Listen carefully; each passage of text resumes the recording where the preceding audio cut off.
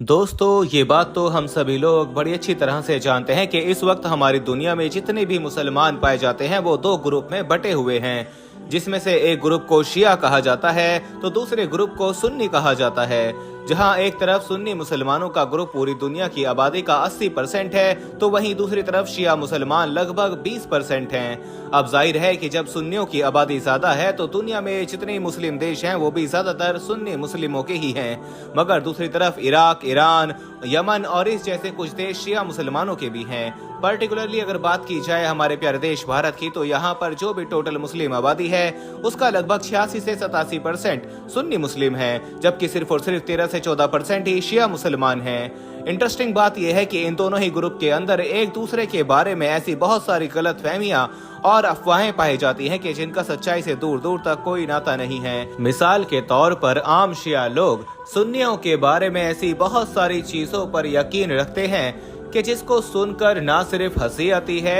बल्कि वो चीज लॉजिकली भी पॉसिबल नहीं लगती है। ठीक इसी तरह से सुन्नी ग्रुप के आम लोगों के बीच में भी आप लोगों को शिया मुसलमानों से रिलेटेड ऐसी बहुत सारी अफवाहें नजर आएंगी कि जिन पर वो लोग यकीन रखते हैं, मगर उनका सच्चाई से दूर दूर तक कोई नाता नहीं होता है, बल्कि वो तो सुनने में ही फनी महसूस होती हैं। लेकिन दोस्तों, अगर इन दोनों ग्रुप्स के बीच एक दूसरे के बारे में बहुत सारी अफवाहें और गलतफहमियां पाई जाती हैं, तो इसका मतलब ये भी नहीं है कि इन दोनों के बीच कोई फर्क नहीं है,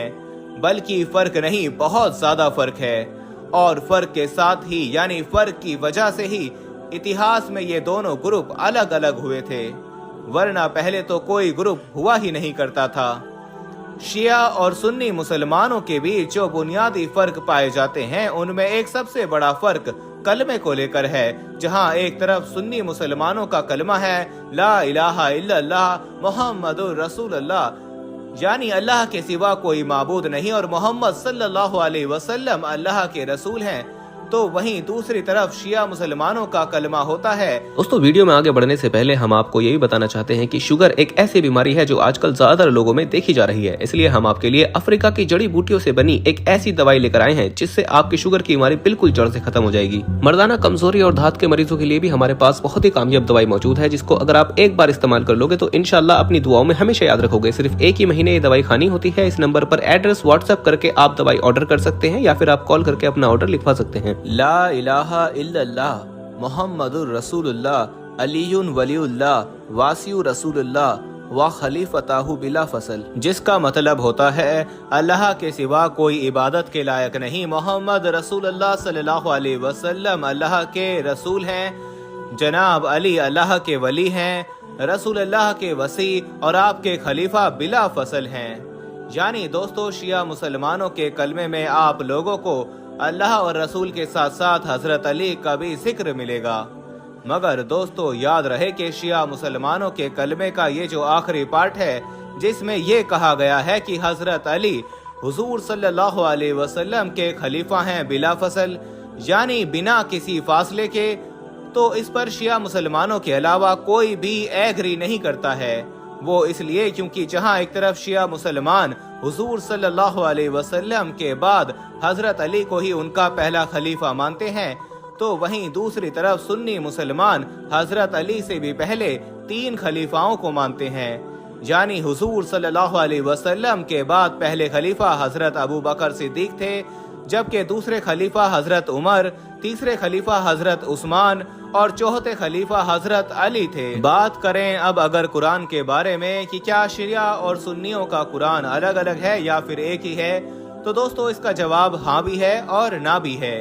वो इसलिए क्योंकि अगर आप लोग अरबिक के हिसाब से देखेंगे तो कुरान दोनों का एक ही है,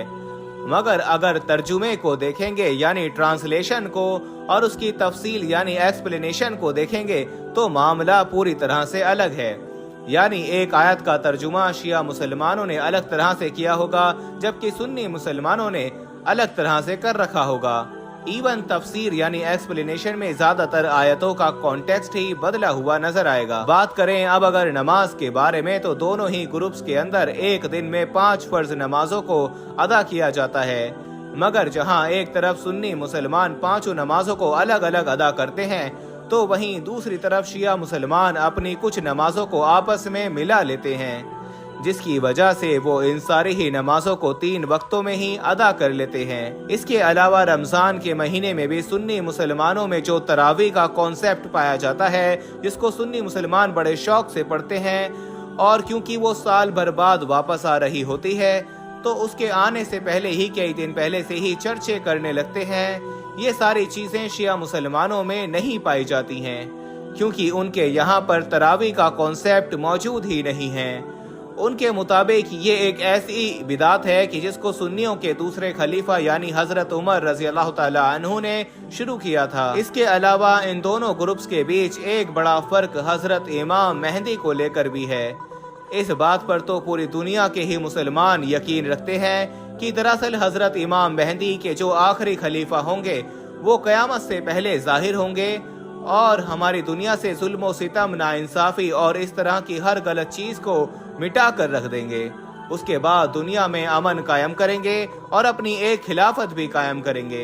लेकिन दोस्तों, इस पूरे मामले में जहां एक तरफ सुन्नी मुसलमानों का ये मानना है कि हजरत इमाम मेहंदी कयामत से पहले पैदा होंगे, बाकायदा वो परवरिश पाएंगे, बड़े होंगे और फिर सही वक्त आने पर ही लोगों के सामने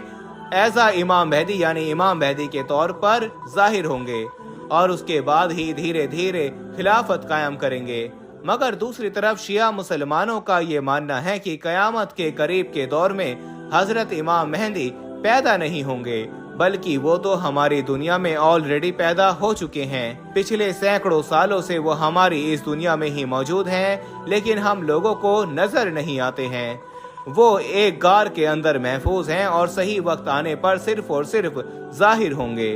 यानी पैदा नहीं होंगे बल्कि सिर्फ जाहिर होंगे और उसके बाद ही दुनिया भर में अपनी खिलाफत कायम करेंगे। दोस्तों, शिया और सुन्नी ग्रुप्स के बीच एक बड़ा इख्तलाफ हजरत अली को लेकर भी पाया जाता है। शिया लोगों का ये मानना है कि हजरत अली शेर खुदा हुजूर सल्लल्लाहु अलैहि वसल्लम के बाद बाकी जो नबी और रसूल हैं उनसे भी ज्यादा अफजल हैं, जबकि सुन्नी मुसलमान इस नजरिए और इस अकीदे को पूरी तरह से रिजेक्ट करते हैं। सुन्नी मुसलमान हजरत अली शेर खुदा को दामाद रसूल और इस्लाम के एक खलीफा के तौर पर ही